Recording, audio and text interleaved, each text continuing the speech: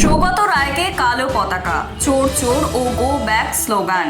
মঙ্গলবার কলকাতা বিমানবন্দরের বৈঠকে যোগ দিতে আসেন দমদমের সাংসদ সৌগত রায়। তিনি বৈঠকে যোগ দিতে আসার পথে এয়ারপোর্ট অথরিটির অফিসে তাকে ঘিরে বিক্ষোভ স্লোগান দিতে থাকে বিজেপি কর্মী সমর্থকরা। তার গাড়ি আসতে কালো পতাকা ও গো ব্যাক স্লোগান দিতে থাকে বিজেপি কর্মী সমর্থকরা। এমনকি তাকে উদ্দেশ্য করে চোর চোর স্লোগান দিতে থাকে বিজেপি কর্মী সমর্থকরা। তার গাড়িতে হামলা হয় বলে অভিযোগ। বিভিন্ন বিষয় নিয়ে আলোচনা হলো। বৈঠকটা আরো বেশি সদর্থক হতে পারত, কিন্তু জনগণের দ্বারা প্রত্যাখ্যাত কিছু লোক, তাদের প্রয়োজন থাক বা না থাক, তারা এসে অবাঞ্ছিত কিছু ব্যবহার করে বসে, তাতে করে বৈঠকের মর্যাদা নষ্ট হয়।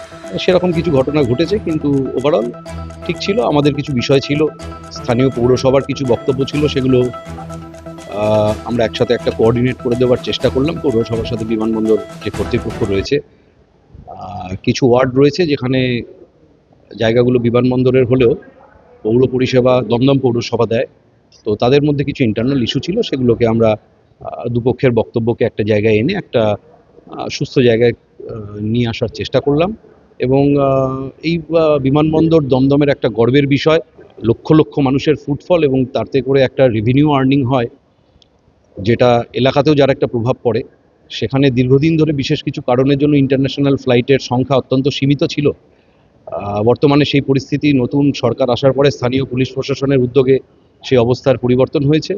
এবং যে প্রজেকশন আমরা দেখলাম বিমানবন্দর কর্তৃপক্ষের, যে আগামী দিনে এই বিমানবন্দরে যাত্রী সংখ্যা এবং তার সাথে পরিষেবাগত উন্নয়ন আরও বেশি করে হবে। এবং অলরেডি ইতিমধ্যে আমরা জানতে পেরেছি, জানা গেছে, কর্তৃপক্ষ জানালেন যে দুটো নতুন এয়ারলাইন্স এখানে অপারেট করা ইতিমধ্যে শুরু করতে চলেছে কিছুদিনের মধ্যেই। আমরা স্বাগত জানালাম সেই উদ্যোগকে। না, এটা এয়ারপোর্টের অ্যাডভাইজারি কমিটির মিটিং ছিল।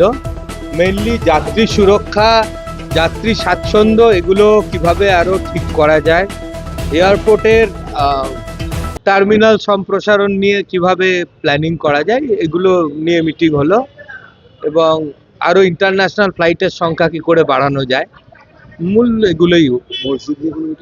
না, আজকের মসজিদ ইস্যুতে ছিল না, কারণ হচ্ছে দেখুন, সুরক্ষা এবং সিকিউরিটির জন্যে মসজিদটা সরানো একান্ত দরকার। এবং এই মসজিদটা থাকার জন্য এয়ারপোর্ট সম্প্রসারণে, রানওয়ে সম্প্রসারণে অনেক সমস্যা হচ্ছে।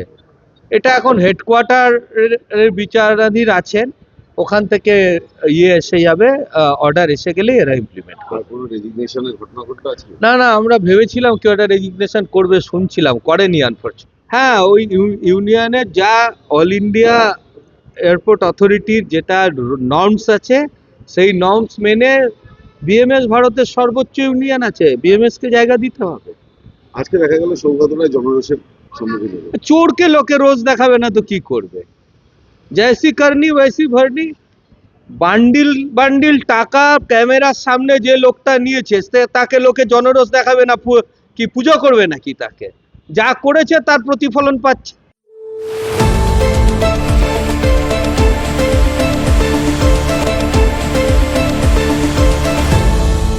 আপনারা দেখছেন এই বেলা বাংলা, শিরোনামে সবার আগে।